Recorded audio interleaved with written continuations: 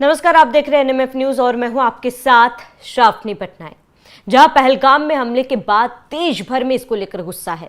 हर जगह पाकिस्तान के खिलाफ बदले की मांग उठ रही है। पूरा देश रोष में है।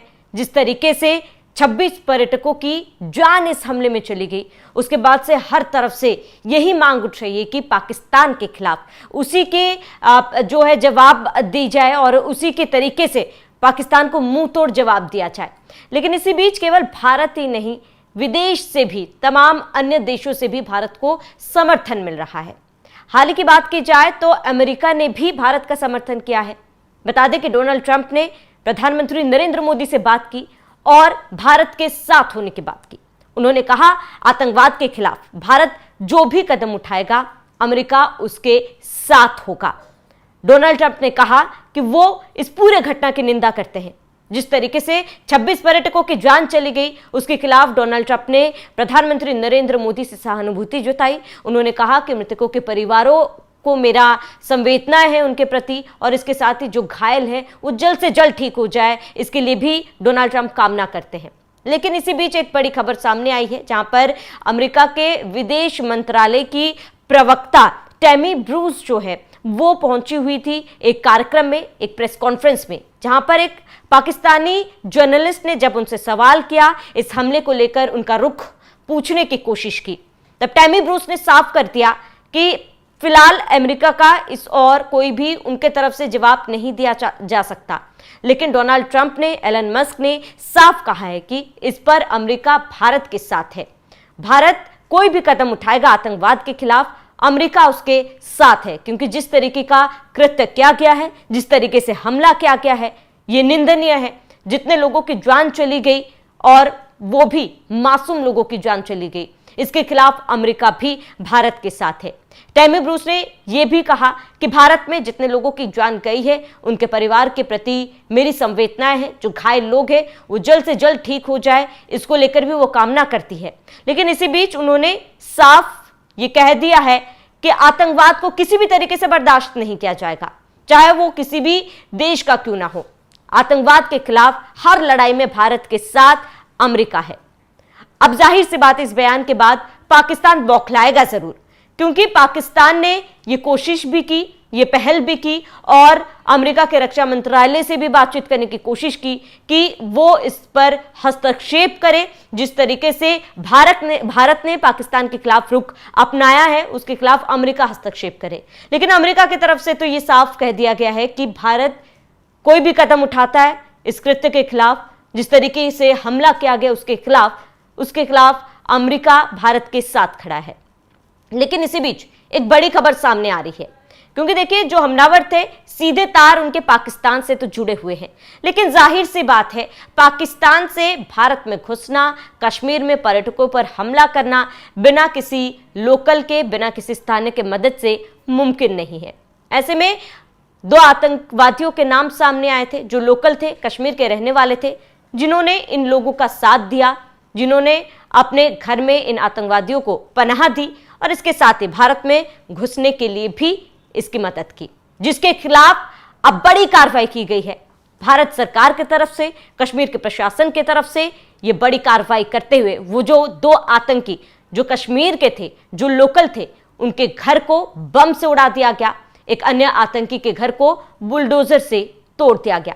कुछ तस्वीरें आप स्क्रीन पर देख भी सकते हैं, किस तरीके से आतंकवादी के घर को बुलडोजर से तोड़ा गया है और ये कार्रवाई की गई है कश्मीर प्रशासन की तरफ से। ये तस्वीर आप देखिए, ये वही घर है जिसको तोड़ा गया है। बता दें कि इस घर में भारी मात्रा में आईईडी बम भी बरामद हुए थे। आईईडी बम को फिलहाल जो है जब्त कर लिया गया है और ये उसी आतंकवादी का घर है जहां पर कुछ आतंकवादियों को पनाह भी दी गई थी। और उन आतंकवादियों का नाम मैं बता दूं, आतंकी आदिल हुसैन ठोकर पहला है और जिसका घर जो है अनंतनाग में है। इसके घर को बम से उड़ा दिया गया। दूसरा आतंकी जो था आसिफ शेख, त्राल स्थित घर को जम्मू कश्मीर प्रशासन ने बुलडोजर से तोड़ा है। ये जो दो आतंकी है वो लोकल थे और उन्होंने मदद की थी बाहरी आतंकवादियों को घर में अपने कश्मीर में घुसने से मदद कर उन्हें इस तरीके की कृत्य देने में, अंजाम देने में, हमला करने में इन लोगों ने साफ मदद की थी। बता दें आतंकवादियों की अगर जानकारी दे, AK-47 बॉडी कैमरा पहने हुए आतंकवादी कश्मीर में घुसे हुए थे और जो तस्वीरें सामने आई थी, इन तस्वीरों में साफ ये देखा गया कि जो आतंकवादी थे उन्होंने अपने सिर पर कुछ चीज बांध रखी थी जिसमें कैमरा लगे हुए थे। ये कहा जा रहा है कि इस कैमरे के जरिए पूरी वारदात की तस्वीरें जो है ये आतंकवादी अपने आकाओं तक पहुंचाने की कोशिश कर रहे थे। जिस तरीके से नरसंहार हुआ है कश्मीर में, उसकी तस्वीरें ये आतंकवादी अपने आकाओं तक पहुंचाने की कोशिश कर रहे थे। इस पूरे हमले की जिम्मेदारी TRF ने ली है और ये कहा जा रहा है कि TRF के मुखिया को ही ये तस्वीरें भेजने के लिए आतंकवादी अपने सिर पर ये कैमरा बांधे हुए थे।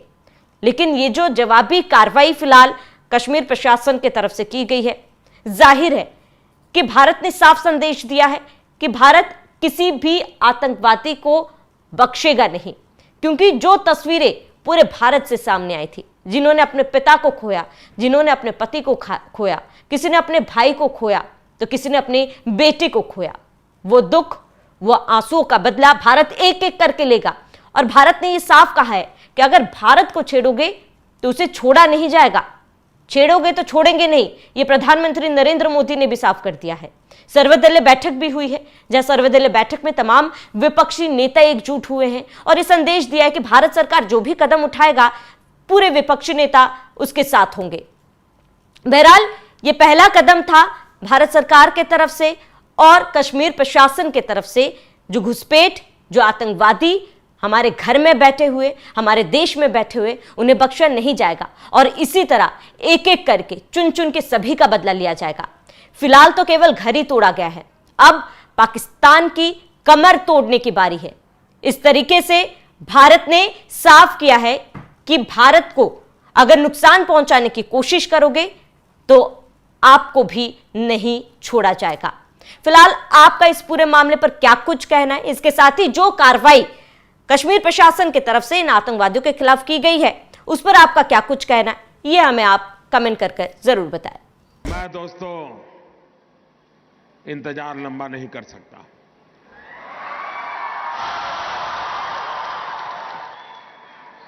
चुन चुन करके हिसाब लेना ये मेरी फितरत है।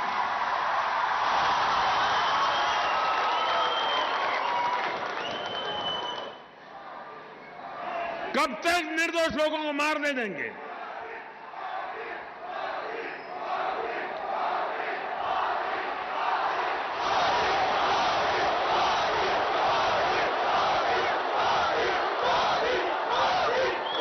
आप दोस्तों बताइए मुझे, आपको हमारे देश की सेना पर भरोसा है? उनकी बातों पर भरोसा है? वो जो कहते हैं उस पर आप विश्वास करते हैं? सेना जो कहे उस पर मुझे विश्वास करना चाहिए, सेना जो कहे उसको मुझे मानना चाहिए। लेकिन कुछ लोग हैं जिनको सेना की बात भी पसंद नहीं थी। अरे मोदी की बात मत मानो भाई, मैं नहीं कहता हूं मेरी बात मानो, कम से कम सेना पर तो अविश्वास मत करो। उनके पराक्रम पर तो दाग मत लगाओ। वो जान की बाजी लगा करके खेलता है, वो देश के लिए मर मिटने के लिए निकलता है और सफल होकर के आता है तो आपकी नींद हराम हो जा रही है। और मान लीजिए ये हमारे सेना के लोग गए थे और मान लीजिए वहां कुछ हमारी योजना के हिसाब से ना हुआ होता और कुछ उल्टा हो गया होता तो ये लोग क्या करते? क्या करते मुझे बताइए? किसका इस्तीफा मांगते? किसका इस्तीफा मांगते? क्यों भाई? मतलब राजनीति आप कर रहे हो, अब सफल हो गए तो चिल्ला रहे हैं कि मोदी ने तो आर्मी का नाम ही नहीं देना चाहिए, जय जवान जय किसान भी नहीं बोलना चाहिए। क्या देश की सेना के जवानों का गौरव करना चाहिए कि नहीं करना चाहिए? उनका सम्मान करना चाहिए कि नहीं करना चाहिए? लेकिन इनके पेट में दर्द हो रहा है।